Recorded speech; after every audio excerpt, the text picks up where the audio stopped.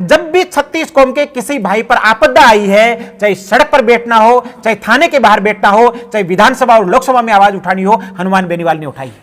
तो यह जातिगत राजनीति तो उन लोगों की सोच है जो समाज का सामाजिक सौहार्द बिगाड़ना चाहते हैं। चाहे आप किसी भी राजनीतिक दल के कार्यकर्ता हों, जब तक आप इन नेताओं को आंख दिखाना शुरू नहीं करेंगे, तब तक सिवाय दरियां बिछाने के आपके हिस्से कुछ नहीं आएगा।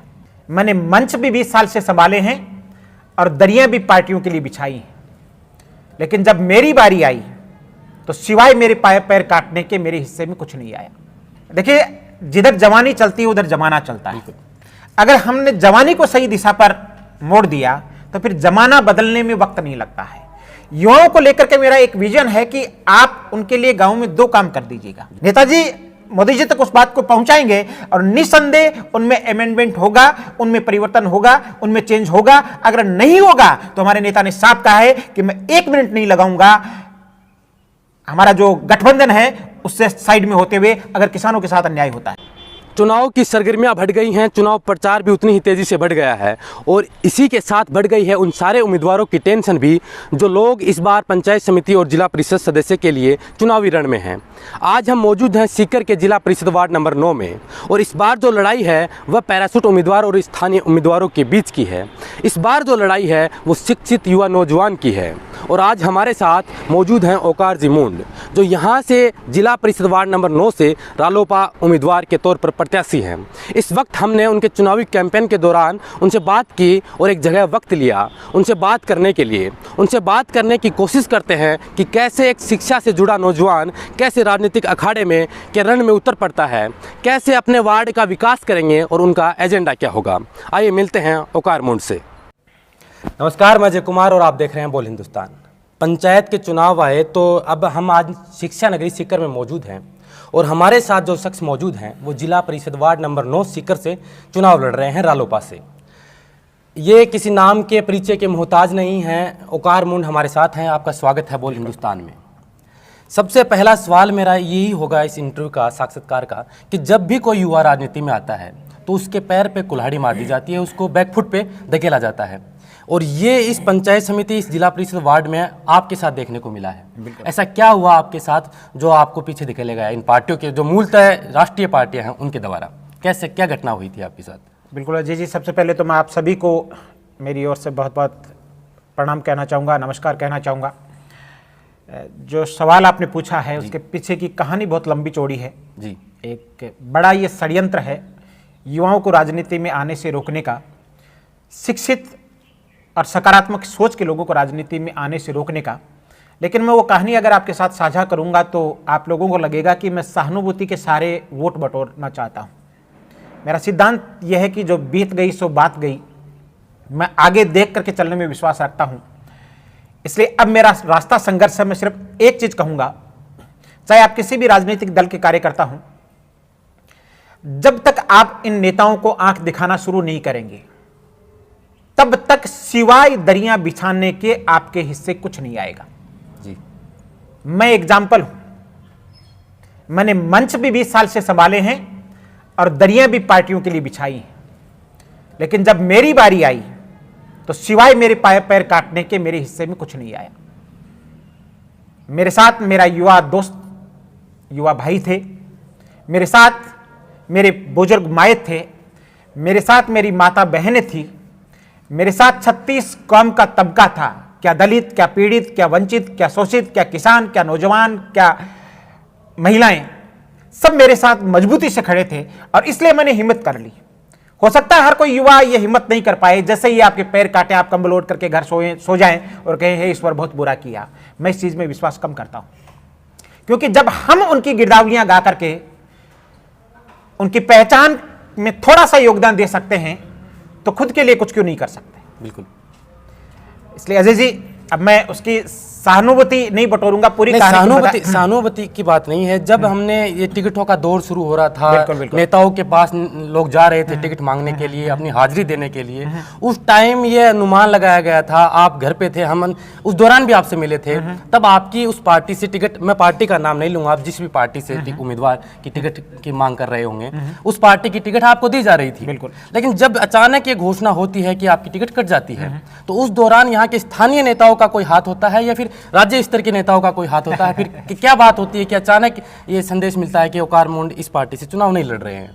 देखिए अजय जी, हर पार्टी में हर तरह के नेता होते हैं जी। एक होते हैं रचनात्मक, सृजनात्मक और सकारात्मक राजनीति करने वाले लोग, वो अब भी मेरे साथ हैं।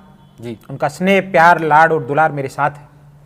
और दूसरे होते हैं जिनको युवाओं से डर लगता है, भय लगता है कि ये आ गया तो पढ़ा लिखा है, शिक्षित है, संघर्ष करना जानता है, फील्ड में काम करना जानता है, तो कहीं कल को कोई दिक्कत नहीं हो जाए।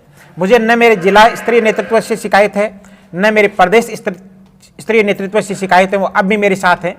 हमारे यहाँ स्थानीय 2-3 महानुभाव हैं जी। जो उनके क्या बड़ा उनको नेता बनना है, अभी वो बनने की दौड़ में है, तो उन्हें लगा कि यार ये कल का लड़का आ गया, टिकट मिल गई तो वो हमारे वाला काम तो गड़बड़ हो जाएगा, क्योंकि उनकी राजनीति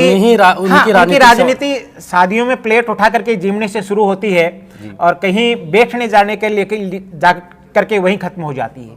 न उनके पास विजन है, न कोई मुद्दा है, न कोई सोच है, न आगे की कोई संभावना है। चलिए, मैं उससे हट करके काम करना चाहता हूं। टिकट की बात हो, अब आप रालोपा राष्ट्रीय लोकतांत्रिक पार्टी के उम्मीदवार हैं, बिल्कुल। हनुमान बेनीवाल की पार्टी के उम्मीदवार हैं, जो राजस्थान में तीसरा विकल्प के तौर पर उभरी हुई है पार्टी है, राष्ट्रीय लोकतांत्रिक पार्टी। तो अब ये आपके एजेंडे, इन चुनावों में एजेंडे होते हैं, मुद्दे होते हैं। एक तरफ होता है जातिवाद, वंशवाद, इस तरह की राजनीति होती है, या फिर बाहरी कैंडिडेटों को लाकर यहाँ जिताया जाता है, फिर उनको अलग अलग पद दिए जाते हैं। तो आपके क्या एजेंडे हैं इस चुनाव के अंदर, युवाओं के लिए, किसानों के लिए क्या एजेंडे हैं आपकी? देखिए, हमारी पार्टी का एजेंडा, हमारे राष्ट्रीय नेता हनुमान जी बेनीवाल का एजेंडा बिल्कुल क्लियर है। नौजवान आगे बढ़े, किसान आगे बढ़े, दलित और पीड़ित आगे बढ़े, गांव के अंतिम छोर पर बैठा हुआ जरूरतमंद आदमी आगे बढ़े और उसकी पीड़ा का निराकरण हो। जी। यही हमारे मुद्दे हैं, यही हमारे एजेंडे हैं और मैं भी उन पर चल करके काम करना चाहता हूं। कहीं आपको यह लग रहा है कि राष्ट्रीय लोकतांत्रिक पार्टी को बने हुए लगभग 2 साल से ज्यादा का समय हो गया है, अभी चुनाव का, जैसे ही पंचायत के चुनाव का दौर आया तब इनकी कार्यकारिणी का विस्तार हुआ था अचानक, तो क्या ग्राउंड स्तर पर राष्ट्रीय लोकतांत्रिक पार्टी के कार्यकर्ता इतने मजबूत हैं जो डोर टू डोर आपके लिए कैंपेन करने जाएंगे, या फिर राष्ट्रीय लोकतांत्रिक पार्टी के लिए कैंपेनिंग करने जाएंगे? क्योंकि कार्यकारिणी तो अभी इसका विस्तार हुआ है, कार्यकारिणी नहीं बनी थी, तो ये भी कहीं राष्ट्रीय लोकतांत्रिक पार्टी का या इस टाइम कार्यकारिणी बनाना ये चुनाव के फायदे के लिए है, या फिर ये पूरा मैनेजमेंट हो जाएगा आपका? देखिए, कार्यकारिणी पहले से भी थी जी, अभी विस्तार हुआ है, ग्राम स्तर पर हमारी कार्यकारिणी गठित हुई है जी। जहां तक कार्यकर्ताओं की बात है, मेरा ऐसा मानना है कि 1 क्विंटल छाछ से बढ़िया 1 किलो मक्खन होता है। राष्ट्रीय लोकतांत्रिक पार्टी के जितने भी कार्यकर्ता है वो 24 घंटे में से 25 घंटे काम करने वाले लोग हैं। वो एक एक घर और चूल्हे तक पहुंच रहे हैं। और ये आप फील्ड में अगर आए हैं मेरे पास यहां, तो आप फील्ड में सर्वे भी करें, फील्ड में आप पता भी करें। सिर्फ राष्ट्रीय लोकतांत्रिक पार्टी एकमात्र ऐसी पार्टी है जिसका चुनाव चिन्ह आज के दिन घर घर पहुंच चुका है। बाकी किसी भी पार्टी का अगर पहुंचा हो तो आप मुझे वापस आकर के बता देना। ये कार्यकर्ताओं की सक्रियता नहीं है तो क्या है? पिछले क्वेश्चन में आपने एक जातिवाद को लेकर के कहा था कि कहीं ये जाति, आप हनुमान जी बेनीवाल का पिछले दिनों का जो चीजें हैं जी, वो सारी उठा करके देखना। जब भी चाहे गेनाराम प्रकरण हो, चाहे कोई सा भी आप उठा कर, जब भी 36 कौम के किसी भाई पर आपदा आई है, चाहे सड़क पर बैठना हो, चाहे थाने के बाहर बैठना हो, चाहे विधानसभा और लोकसभा में आवाज उठानी हो, हनुमान बेनीवाल ने उठाई है। तो ये जातिगत राजनीति तो उन लोगों की सोच है जो समाज का सामाजिक सौहार्द बिगाड़ना चाहते हैं।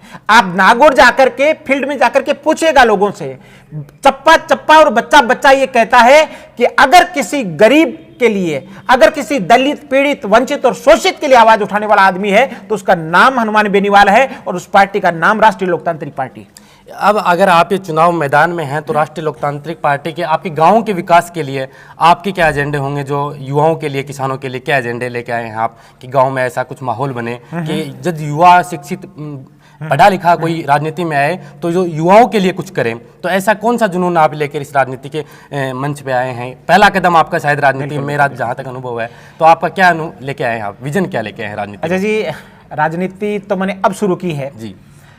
आप लोगों ने, सारे भाइयों ने पहले भी देखा होगा, युवाओं को लेकर के मेरा विजन शुरू से ही था। मैंने एक कैंपेन चलाया भी था, मेरे मित्र शिखर संदेश वाले दिनेश जी, उनके माध्यम से वो चल भी रहा है। देखिए, जिधर जवानी चलती है उधर जमाना चलता है। अगर हमने जवानी को सही दिशा पर मोड़ दिया तो फिर जमाना बदलने में वक्त नहीं लगता है। युवाओं को लेकर के मेरा एक विजन है कि आप उनके लिए गांव में 2 काम कर दीजिएगा। एक तो खेल का ग्राउंड और एक लाइब्रेरी, चाहे वो ई लाइब्रेरी हो चाहे बुक्स के रूप में हार्ड कॉपीज हो। ये 2 काम अगर हो जाएंगे तो युवाओं को 2 ही चीज चाहिए, रोजगार, वो या तो किसी कंपटीशन के थ्रू मिलता है या फिर फिजिकल प्रैक्टिस से, चाहे पुलिस है चाहे सेना भर्ती है, उसके द्वारा मिलता है। और ये 2 काम अगर गांव में हो जाएंगे तो हमारा युवा हर जगह सेटल हो जाएगा और उसके बाद में अपने आप तस्वीर बदलना शुरू हो जाती है। जहां तक बाकी लोगों की बात है, चाहे किसानों के मुद्दे हों, बिजली का मुद्दा हो, हनुमान जी साहब लड़ रहे हैं, हम भी लड़ेंगे, उनके जो फसलें हैं उनके उचित मूल्य की बात हो, ऐसा कोई भी मुद्दा नहीं है जिसको हम छोड़ेंगे। 36 कौम से जुड़े हुए एक एक समाज का, एक एक कौम का मुद्दा हम उठाएंगे। क्या इस चुनाव में जो किसानों का आपने बात की, किसानों के मुद्दे की बात की, तो जो मोदी सरकार ने 3 कानून कानून लाए थे किसानों की, तो इसका भी विरोध राष्ट्रीय लोकतांत्रिक पार्टी किया, देर से किया, क्योंकि राष्ट्रीय लोकतांत्रिक पार्टी वहाँ देश के अंदर ऊपर केंद्र में इनके साथ बीजेपी के साथ है और यहाँ आप अलग अलग चुनाव लड़ रहे हैं और विरोध के सुर यहाँ निकलने शुरू हुए हनुमान बेनीवाल के। तो क्या अब इन चुनाव में ये शब्द भी देखने को मिलेगा कि राष्ट्रीय लोकतांत्रिक पार्टी जो किसानों के 3 काले कानून आए थे उसके बारे में भी लोगों को जागृत करेगी? नहीं अजय जी, ऐसा नहीं है। देखिए, एक तो होता है सिर्फ विरोध करने के लिए विरोध करना जी। राष्ट्रीय लोकतांत्रिक पार्टी पढ़े लिखे लोगों का समूह है। हमने मैं चैलेंज करता हूं आपको, उन बिल्स को हिंदुस्तान के 0.001% लोगों ने भी पढ़ा नहीं है जी। हमने, हमारे नेता ने कहा कि हम पहले इसकी स्टडी करवाएंगे पूरी की पूरी, उसके बाद में हम प्रधानमंत्री को, हम हाई हुल्ला करने से क्या होगा। उन्होंने कहा कि मैं प्रधानमंत्री जी से मिलूंगा और कहूंगा कि इस जगह संशोधन करना है, क्योंकि केंद्र में हम उनके सहयोगी हैं, वो हमारी बात मानेंगे, क्योंकि वो बहुत सकारात्मक सोच के आदमी है। ये स्थानीय स्तर के नेताओं की तरह नहीं है, वो देश चलाते हैं, वो बहुत सकारात्मक सोच के आदमी है। तो नेताजी ने कहा पहले हम उसकी स्टडी करेंगे। हम लोगों ने उसकी स्टडी करवाई और उसके बाद में जो जो उसमें खामियां थी, नेताजी मोदी जी तक उस बात को पहुंचाएंगे और निस्संदेह उनमें अमेंडमेंट होगा, उनमें परिवर्तन होगा, उनमें चेंज होगा। अगर नहीं होगा तो हमारे नेता ने साफ कहा है कि मैं 1 मिनट नहीं लगाऊंगा हमारा जो गठबंधन है उससे साइड में होते हुए अगर किसानों के साथ अन्याय होता है। तो ये थे ओकार जी मुंड, जिन्होंने अपने वार्ड के अलावा देश की राजनीति पे भी हमसे चर्चा की, जिन्होंने बताया कि देश में जो कानून आए थे उनमें इनकी पार्टी के सुप्रीमो के क्या विजन है, क्या विचार हैं, वो क्या करेंगे, आगे की रणनीति क्या है। इनके साथ आपको चुनाव 9 नंबर वार्ड से आप चुनाव लड़ रहे हैं राष्ट्रीय लोकतांत्रिक पार्टी से। बोल हिंदुस्तान की तरफ से आपको शुभकामनाएं, ढेरों शुभकामनाएं। हम उम्मीद करते हैं कि शिक्षा का राजनीति में होना बहुत जरूरी है और इसके आप एक अटूट उदाहरण है इस राजनीति के अंदर, तो आपको जीत अवश्य मिले। धन्यवाद। बिल्कुल, मैं आपको धन्यवाद कहना चाहूंगा। आपने शुभकामनाएं दे दी, मैं आपसे शुभकामनाएं लेना चाहूंगा। स्वामी विवेकानंद ने कहा था कि आप मुझे 100 सुशिक्षित नौजवान दे दीजिएगा, मैं इस दुनिया का नक्शा बदल दूंगा। साथियों, एक नौजवान, दुनिया का नक्शा तो नहीं कहूंगा, लेकिन एक छोटा सा प्रयास कर रहा है, पढ़ा लिखा नौजवान राजनीति में। आशीर्वाद बनाए रखना। आप देश प्रदेश में कहीं से भी हैं, वार्ड नंबर 9 में अगर आपका कोई भी परिचित, कोई भी रिश्तेदार, कोई भी नातेदार, कोई भी मिलने वाला रहता है, तो एक नौजवान के संघर्ष को बचाने के लिए अनुरोध कीजिएगा। मैं फिर कहूंगा, ये दलों का नहीं, दिलों का चुनाव है। मुझे वोट जोड़ना नहीं आता, दिल जोड़ना आता है, हाथ से हाथ जोड़ने आते हैं। आप आशीर्वाद बनाए रखिएगा। Thank you. एक चीज और हम चाहते हैं कि आपके 9 नंबर वार्ड में कौन कौन से क्षेत्र आते हैं, कृपया वो भी दर्शकों को हमें बिल्कुल, मेरे 9 नंबर वार्ड में 10 पंचायत आती हैं जी। 4 पंचायत दातारामगढ़ पंचायत समिति की है, सूलियावास, कर्णपुरा, बानुड़ा और खूड़। 6 पंचायत धोद पंचायत समिति की हैं, जिसमें सामी है, भिराना है, जाना है, भीमा है, चिड़ासरा है और सांगलिया है। इनके नीचे करीब 34-35 गांव हैं। तो ये मेरा क्षेत्र है और मैं अंत में ये कहते हुए कि आप ही उम्मीदवार हैं, आप ही ओंकार हैं, ये चुनाव आपका है। Thank you.